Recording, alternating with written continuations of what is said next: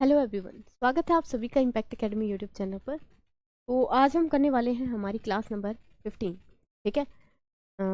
As जैसे कि आपको दिखाई दे रहा होगा, अपना जो टॉपिक है वो कंटिन्यू करेंगे, रे ऑप्टिक्स। ठीक है। तो रे ऑप्टिक्स जो है हम कंप्लीट करके उसके बाद ही वेव वाले जो है पे करेंगे। ठीक है ना। अभी आपका जो है डिस्पर्सन वाला स्टार्ट हो रखा है। चलिए स्टार्ट करते हैं क्लास को। क्वेश्चन नंबर है आपके पास 130, 103। क्वेश्चन में यहाँ पे कहा गया है कि critical angle of a liquid is 90 degree, then the refractive index is. अगर क्रिटिकल एंगल आपका कितना है, 90 डिग्री है, तो उसके केस में आपका जो है रिफ्रैक्टिव इंडेक्स कितना होगा। तो what is the relation between the critical angle and the refractive index. Refractive index में और क्रिटिकल एंगल में जो है एक रिलेशन होता है आपका, है ना। तो that relation is as sine C is equal to 1/μ, है ना। क्यों? क्योंकि अगर यहाँ पे हम देखें तो according to Snell's law says that the sine of angle of incidence to the sine of angle of refraction is equal to mu। क्या होगा, ये रिफ्रैक्टिव इंडेक्स के इक्वल होता है। लेकिन अगर हम बात करते हैं यहाँ पे क्रिटिकल एंगल की, तो क्रिटिकल एंगल हमारा प्रेजेंस में आता है जब हम TIR की बात करते हैं, यानी टोटल इंटरनल रिफ्लेक्शन की बात करते हैं। And in case of total internal reflection, हमारा जो रे है, हमारी जो रे है लाइट की, वो कहाँ से कहाँ जाती है, डेंसर से रेयरर मीडियम में जाती है ना। तो उसके केस में हमारे पास एंगल बनता है ये, क्योंकि critical angle is that incident angle i is equal to i c if r is for that is 90। R कितना हो, 90 डिग्री हो। लेकिन यहाँ पे इक्वेशन जो है आपकी रिवर्स हो जाएगी, क्योंकि ये जो बात करता है ये रेयर टू डेंसर में बात करता है। हमारी रे जा रही है डेंसर से रेयर में, ठीक है, इंसिडेंट से और उसके दूसरे वाले मीडियम। ठीक है। तो यहाँ से हमारे पास रिलेशन है ये कह रहा है कि critical angle of a liquid is 90 degree. तो म्यू वैल्यू हमें निकालनी है, that is 1/sin c। Sign कितना होना चाहिए, क्रिटिकल एंगल है आपके पास 90 डिग्री, तो साइन 90 कितना होता है 1। साइन 90 कितना होगा 1, एंड 1/1 इज 1। ठीक है, 1/1 क्या होगा आपका 1 ही होगा ऑब्वियसली, है ना। चलिए, इजी है क्वेश्चन। चलिए नेक्स्ट क्वेश्चन है, the power of A convex lens of focal length 20 centimetre is.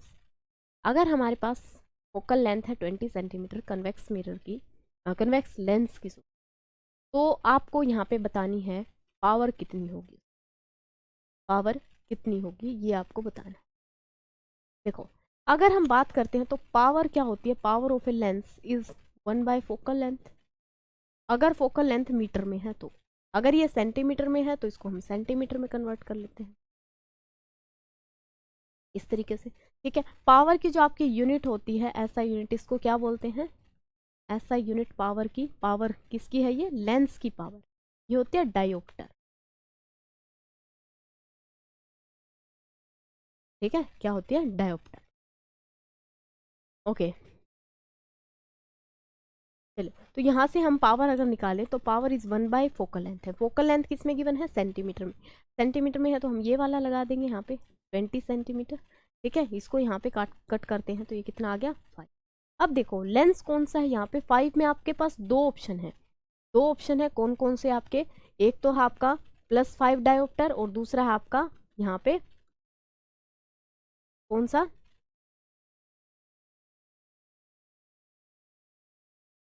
-5 है, +5 है। तो अगर हम बात कर रहे हैं किसकी, कन्वेक्स लेंस की, तो कन्वेक्स के लेंस के केस में कितनी होगी पावर, उसकी पॉजिटिव होगी।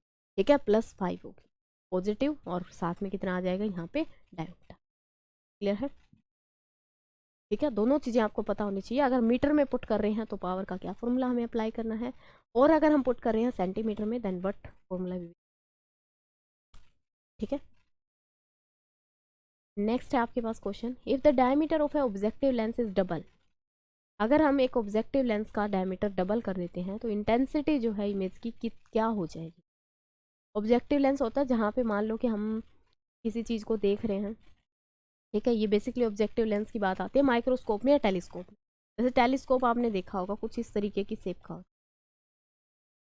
है ना। और ये आपके पास यहाँ पे छोटा लेंस, तो आप यहाँ से देखते हो उस चीज़ को,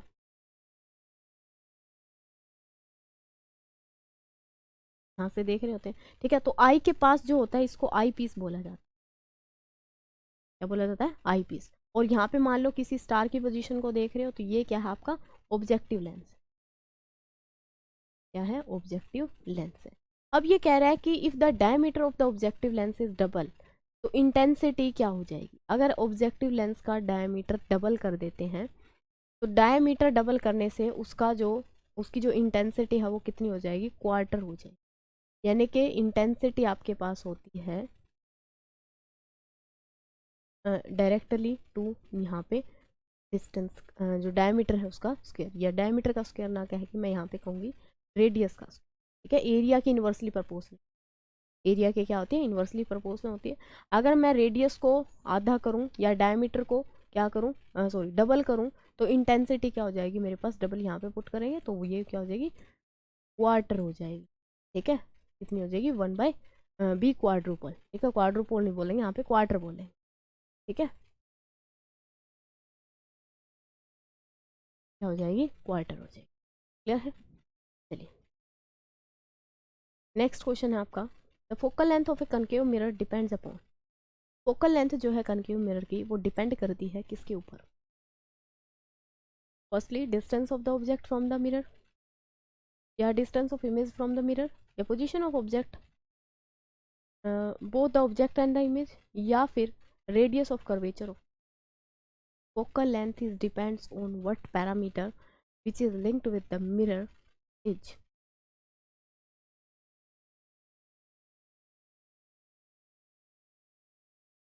हाँ जी, देखो यहाँ से अगर मैं कहूँ बात कि फोकल लेंथ हमें बताना है किस पे डिपेंड कर रही है? Distance of object from the mirror, ये क्या है? u होता है ना।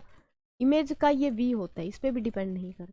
इन दोनों की पोजीशन पे डिपेंड करती है? No, it depends on the radius of curvature, and we know focal length is the half of the radius of curvature. Directly किसके ऊपर डिपेंड करती है? That is on the radius of curvature.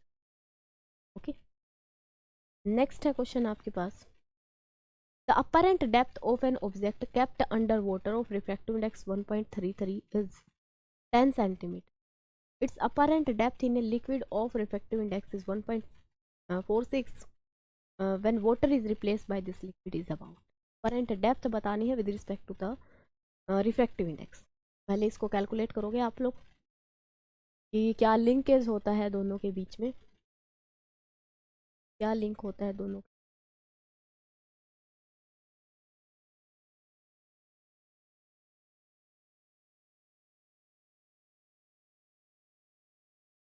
हाँ जी, देखो यहाँ पे क्या कहा गया है? Apparent depth of an object kept under water of refractive index this. ये अपरेंट डेप्थ अपने को गिवन है।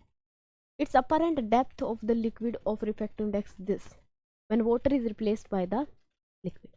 अपरेंट डेप्थ, ये जो म्यू है आपके पास रिफ्रैक्टिव इंडेक्स है, ये क्या होता है? Real depth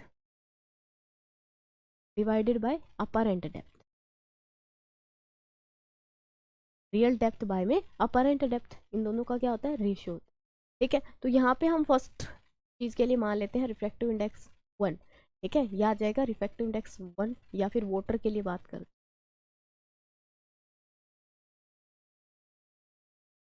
refractive index for water, ये क्या आएगा? रियल डेप्थ, ये तो वही रहेगी सेम, ठीक है। ये आ जाएगी अपरेंट डेप्थ इन वाटर, ठीक है। ये डी डैश क्या है? आपकी अपरेंट डेप्थ है, या इसको मान लेते हैं हम, ये हमारी डी रियल डेप्थ, और ये क्या है?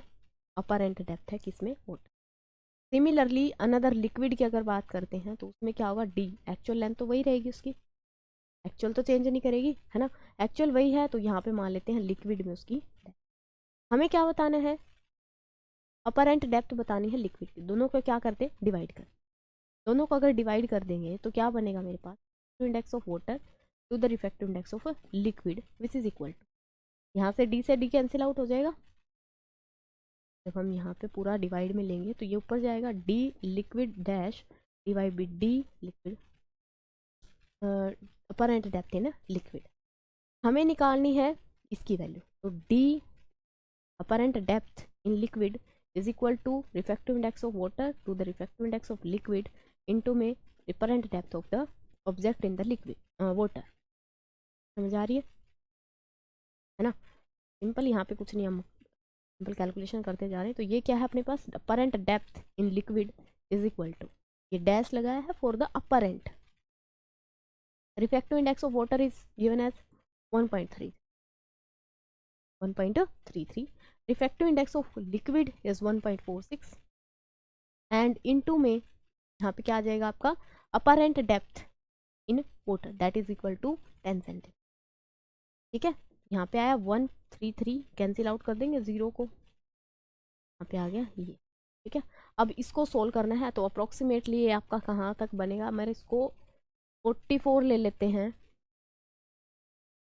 तो अगर 11 पे इसको कट करते हैं तो 11 पे तो ये नहीं जाएगा।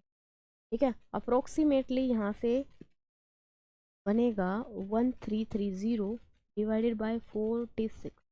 इसको पूरे को अगर डिवाइड करते हैं तो ये अप्रोक्सीमेटली हो जाएगा आपका 9, फिर बचेगा कितना 146 नीचे है, ऊपर बचेगा आपका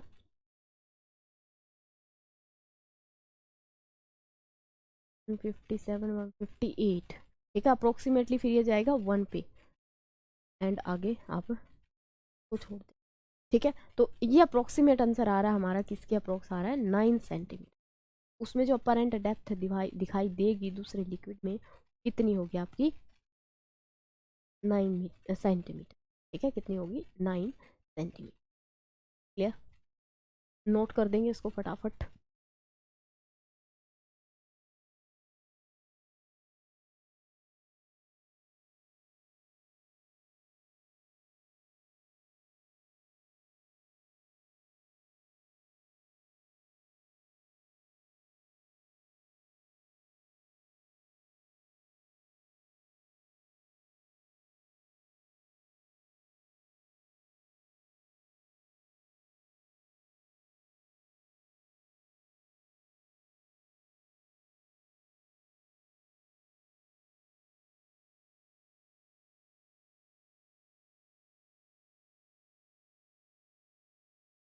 ओके, नेक्स्ट क्वेश्चन है, two lens of power +6 and -4 diopter are placed in contact, what is the power of the combination? दोनों के कॉम्बिनेशन की पावर बतानी है। दो लेंस अगर हमने कॉन्टैक्ट में रखा तो combination power, power of combination का फॉर्मूला आपने पढ़ा होगा,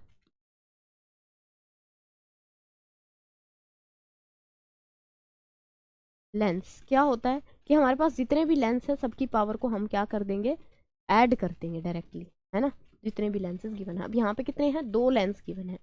अगर ये यहाँ पे ऐसे भी कहता है कि एक कनकेव है एक कन्वेक्स है, तो वहाँ पे आपको पता होना चाहिए कि जो कन्वेक्स लेंस है उसकी पावर होती है हमेशा पॉजिटिव, और जो कनकेव लेंस है हमारे पास उसकी पावर होती है नेगेटिव। तो यहाँ पे तो साथ में साइन दे रखे हैं तो यहाँ पे कोई दिक्कत नहीं है, बट याद हमें रख, ये कितना है +6 है, तो अलजेब्रिकली ऐड करेंगे इसको, ये -4 है, कितना आ जाएगा +2 डायोप्टर, कितना आ जाएगा +2 dioptre, that is option c is your correct. ठीक है, ऑप्शन सी आपका क्या रहेगा, करेक्ट ऑप्शन रहेगा। Clear, yes. क्या होगा, type of glass used in making lens and prism, lens और प्रिज्म बनाने के लिए कौन सा ग्लास यहाँ पे यूज किया जाता है, क्या वहाँ पे फ्लिंट ग्लास होगा, पायरेक्स ग्लास होगा, क्राउन ग्लास होगा, या फिर जीना ग्लास होगा। ठीक है, ये क्या है, ग्लास की अलग अलग वेराइटी है अकॉर्डिंग टू देयर कंपोजिशन, ना। कंपोजिशन जिसकी जितनी ज़्यादा अच्छी होगी उसकी क्वालिटी उतनी ही ज़्यादा क्या होगी, अच्छी होगी। जैसे कि हम ऑप्टिकल फाइबर में हमने इसकी बात की थी कि लेंस की क्वालिटी किस तरीके से हम डिफाइन करते हैं। तो लेंस जितना ज़्यादा, मतलब कि हम जो वहाँ पे जैसे कि इसको बोलते हैं, ये अपने पास एक फिजिक्स होती है कंडेंसेशन, ठीक है, कंडेंस मैटर फिजिक्स नाम है उसका। तो वहाँ पे स्टडी की जाती है, वहाँ पे अलग अलग कंपोजिशन देखी जाती है कि ग्लास की अगर ये कंपोजिशन लेंगे तो क्या प्रॉपर्टी होंगी, कंपोजिशन चेंज कर देंगे तो क्या प्रॉपर्टी होंगी। तो according to that properties glass को डिवाइड किया जाता है। ठीक है, तो ये क्या है, उसमें से एक वैरायटी है कि जैसे फ्लिंट हो गया, पायरेक्स हो गया, क्राउन ग्लास हो गया आपका, या फिर जीना ग्लास हो। ये कह रहा है कि लेंस और प्रिज्म जो है वो किस ग्लास के बनाए जाते हैं, तो ये बनाए जाते हैं आपके पास क्राउन ग्लास के। ठीक है, ये एक मोटा लेंस होता है क्राउन ग्लास, एक फ्लिंट ग्लास होता है, एक क्राउन ग्लास होता है। इसमें मैं थोड़ा सा आपको आइडिया दूं तो आपने देखा होगा जैसे हम घर पे जो कांच वाले ग्लास रखते हैं, that are the flint glass. ठीक है, वो कौन सा होता है, फ्लिंट ग्लास होता है, कांच वाला, प्लास्टिक वाले नहीं कह रही, ठीक है ना, वो बोरोसिलिकेट होता है, वो उसमें प्लास्टिक की मिक्सिंग होती है, मतलब कांच भी है उसमें थोड़ा थोड़ा, और ज़्यादातर मात्रा में वहाँ पे क्या है, प्लास्टिक है, ट्रांसपेरेंट वाला। बट जो एक्चुअल कांच के ग्लास आपने देखे होंगे, that are the flint glasses. ठीक है, और क्राउन ग्लास की अगर बात करते हैं तो जैसे मोटे कांच वाले जो ग्लास, जो मतलब कि जनरली जो ये हम मतलब कि इनको यूज़ करते हैं कहाँ पे, जैसे कि आपने वो फालूदा वगैरह अगर खाया हो तो वहाँ पे वो जो लोग यूज़ करते हैं मोटा वाला जो ग्लास है ना, तो वो कौन सा है, क्राउन ग्लास। तो उसके बनाए जाते हैं लेंस एंड प्रिज्म। क्यों बनाए जाते हैं, इसकी प्रॉपर्टी क्या है, खास बात क्या है इसकी, कि यहाँ पे कोई डिस्पर्सन नहीं होता। ठीक है, लेस क्या होता है, डिस्पर्सन होता है। लेस क्या होता है, डिस्पर्सन होता है। अब यहाँ पे लेस डिस्पर्सन होता है, ये इसकी क्या है, क्वालिटी है। अब यहाँ पे एक क्वेश्चन आना चाहिए कि हम प्रिज्म को तो यूज ही डिस्पर्सन के लिए करते हैं, आप कह रहे हो यहाँ पे तो लेस डिस्पर्सन होगा। डिस्पर्सन इन द सेंस कि यहाँ पे लाइट जो हम डालेंगे, मान लो प्रिज्म है, ठीक है, एक फिक्स पैटर्न ना दे के लाइट क्या करे, इस तरीके से ब्लर पैटर्न दे अपन।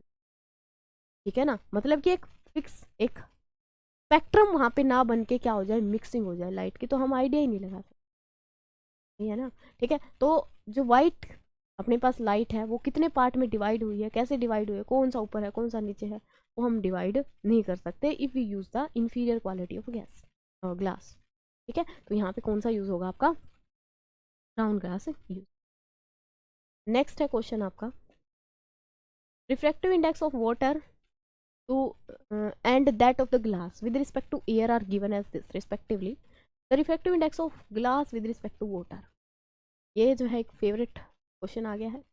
इसमें क्या है, इसमें सिर्फ लैंग्वेज का चेंज होता है, और उस लैंग्वेज में मतलब एक लाइन से आपका आंसर जो है इधर भी हो सकता है इधर भी हो सकता है, और आप खो सकते हो एक नंबर, है ना। तो यहाँ पे क्या बात ध्यान रखनी होती है हमें, कि हमें पूछा किसका गया है, ग्लास का विद रिस्पेक्ट टू वाटर, और effective index of glass with respect to water ऐसे लिखा जाएगा। Glass with respect to water, ये क्या है, रिफ्रैक्टिव इंडेक्स है,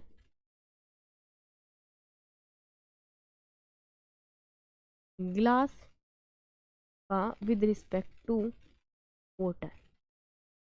अगर यहाँ पे ये बोलता है कि रिफ्रैक्टिव इंडेक्स ऑफ वाटर बताओ with respect to glass, notation change हो जाती, refractive index of water with respect to glass. ठीक है, अब ये दोनों यहाँ पे निकाल के देखेंगे, दोनों में दोनों के दोनों ऑप्शन यहाँ पे आपको मिलेंगे। ठीक है, दोनों ऑप्शन यहाँ पे मिलेंगे। देखो, अगर मैं फर्स्टली निकालती हूँ glass with respect to water, glass with respect to water, ये क्या आएगा, refractive index of glass to the refractive index of, value put करो, ग्लास के लिए कितनी है 3/2, रिवर्स कर देंगे वैल्यू, 4/3, कितनी हो जाएगी 4/3, यहाँ से आ गया ये 9/8, 9/8। अगर इसको मैं सोल्व करती हूँ तो ये मिलेगा आपको 1 पॉइंट, यहाँ पे जाएगा 1.1 बचेगा, 1 पॉइंट समथिंग 1.25, है ना। ऑप्शन आपको सी दिखाई भी दे रहा अगर इसमें ये पूछा जाए। दूसरा भी हम यहाँ पे सिमिलरली निकाल के देख लेते हैं, ये refractive index of water with respect to glass, refractive index of water with respect to glass, notation यहाँ पे आपको पता होनी चाहिए। ठीक है, बाकी कुछ चाहे ना पता हो, तो वैल्यू पुट करेंगे 4/3 इंटू में यहाँ पे क्या जाएगा, रिवर्स हो जाएगी 3/2, ये क्या आ जाएगा 8/9, 8/9। अब यहाँ पे 8/9 इसको सोल्व करेंगे तो 0 पॉइंट, ये जाएगा अपने पास 80, 9 के 8 के साथ 80 होगा, तो 9 8 जा 72, 8 8 ऑप्शन दोनों दिखाई दे रहे होंगे। ठीक है, ऑप्शन आपको हर एक क्वेश्चन में दोनों मिलेंगे, कि उसका विद रिस्पेक्ट टू दूसरा या फर्स्ट का विद रिस्पेक्ट टू। तो आपको वहाँ पे क्या है, लैंग्वेज देखनी है कि पूछा क्या गया है एक्चुअल में, समझ गए। ठीक है, क्लियर है यहाँ तक बातें, तो दोनों चीज़ें ये पता होना चाहिए। ठीक है, अकॉर्डिंग टू अपना जो क्वेश्चन था ये फर्स्ट वाला सोल्यूशन रहेगा, एंड ऑप्शन इसका सी जो है करेक्ट रहेगा। Okay,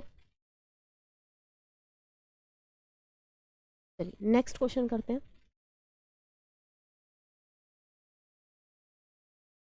lens behave as a convex lens in air and convex lens in water. ये कह रहा है कि लेंस जो है बिहेव करेगा as a convex in air and concave in water. Concave lens की तरह बिहेव करेगा वाटर के अंदर और कन्वेक्स लेंस की तरह बिहेव करेगा एयर के अंदर। तो बताओ उसका जो म्यू है वो कितना होगा, म्यू कितना होगा? हाँ जी, म्यू होगा 1.3। ठीक है, यहाँ पे आपने कंडीशन बतानी है कि जैसे कि हमारा डेली एक क्वेश्चन रहता है, कंडीशन आपने ये बतानी है कि कन्वेक्स लेंस बिहेव करने के लिए क्या कंडीशन होनी चाहिए, कनकेव बिहेव करने के लिए क्या कंडीशन। ठीक है, लेंस जो है दोनों बिहेव कर सकता है, कोई भी लेंस हो उस वो मीडियम पे डिपेंड करता है। मीडियम अगर एयर है, मान लो कि वहाँ पे वो कन्वेक्स लेंस की तरह बिहेव कर रहा है, उसी लेंस को अगर मैं किसी डेंस मीडियम में रख दूँ तो वो क्या करेगा, कनकेव लेंस की तरह बिहेव करेगा। तो what is the condition for that, है ना, किस तरीके से हम चूज करते हैं कि कनकेव है या कन्वेक्स है, वो कंडीशन आपने बतानी। ओके, नेक्स्ट क्वेश्चन है आपके पास, the radii of curvature of two surfaces of convex and concave lens are 15 and 30 centimeter respectively if the refractive index of the material of the lens is 16 नहीं हो सकता, refractive index 16 नहीं हो सकता क्योंकि मैक्सिमम होता है अपने पास किसके लिए, डायमंड के लिए, वो भी कितना है 2.4। 16 तो बहुत समझ गए ना, डेंस इतना हो ही नहीं सकता। 1.6 then the focal length of the lens. अगर मेरे पास क्या है, कनकेव और कन्वेक्स लेंस का कॉम्बिनेशन, यानी कि इस तरीके से है, क्या है, ये है आपके पास कन्वेक्स लेंस। ठीक है, यहाँ पे अगर रेडियस ऑफ कर्वेचर है दोनों की, तो यहाँ पे हम यूज करते हैं लेंस मेकर फॉर्मूला। क्या यूज करते हैं, लेंस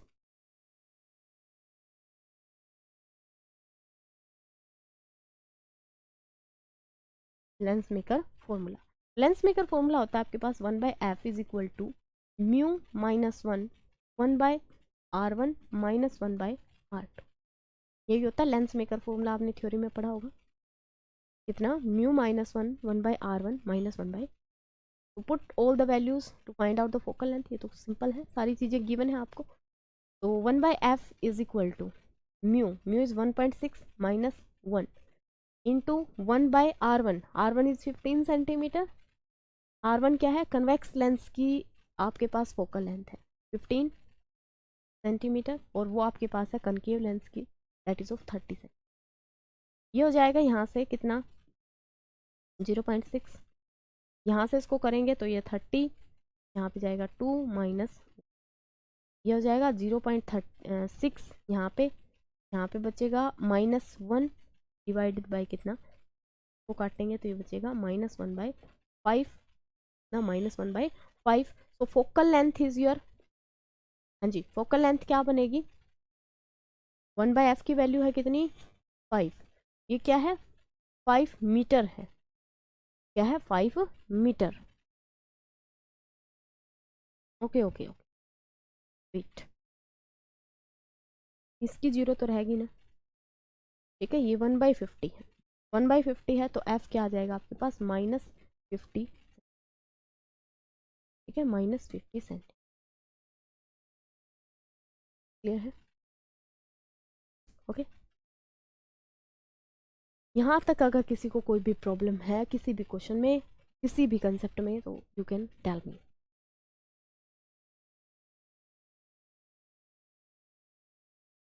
ठीक है, यहाँ तक किसी को कोई भी प्रॉब्लम नहीं होनी चाहिए।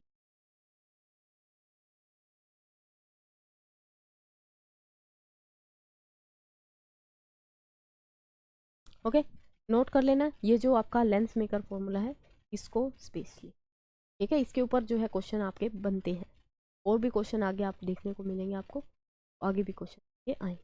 ठीक है ना, चलिए एक क्वेश्चन और है आपके पास, next 113। The convex lens of focal length f1 and the concave lens of focal length f2 are placed in contact, then the focal length of the combination। Focal length बतानी है किसकी, कॉम्बिनेशन की। Combination में अगर focal length देखते हैं क्या होगी, 1/f is equal to 1/f1 plus 1/f2। ठीक है, अब यहाँ पे प्लस होगी या माइनस होगी वो हम डिसाइड करेंगे कि कनकेव और कन्वेक्स लेंथ। कनकेव की फोकल लेंथ कैसी होती है, -1/f2। कन्वेक्स की अपने पास ये है कन्वेक्स लेंस है ना, कन्वेक्स लेंस, इसकी फोकल लेंथ यहाँ पे फोकस करेगा। और जो हमारे पास ये है कनकेव कनकेव लेंस, ये यहाँ पे फोकस करेगा। इसकी फोकल लेंथ होगी नेगेटिव, इसकी फोकल लेंथ होगी पॉजिटिव। तो अब कनकेव कन्वेक्स लेंस है, उसकी फोकल लेंथ गिवन है f1 और इसकी f2। ठीक है, तो सही लिखा हुआ है। चलिए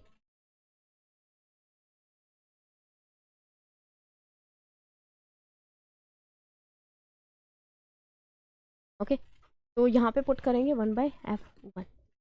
1/f इज इक्वल टू, ये आ जाएगा आपका f2 minus f1 divided by f1 into f2। तो यहाँ से f की वैल्यू क्या आएगी, f1 f2 divided by f2 minus f। Focal length of the combination is given as that. ठीक है, यहाँ पे आपका ऑप्शन जो है सी करेक्ट रहे, सी ऑप्शन आपका क्या है, करेक्ट रहे। क्लियर है बातें? ओके, तो जो नेक्स्ट जो क्वेश्चन हैं इसके वो हम नेक्स्ट क्लास में डिस्कस करेंगे। आप मान के चल सकते हो कि विद इन 2 और 3 classes this chapter will be over. ठीक है, इसको हम ख़त्म कर दें। ओके, तो मिलते हैं नेक्स्ट क्लास में। Thank you so much.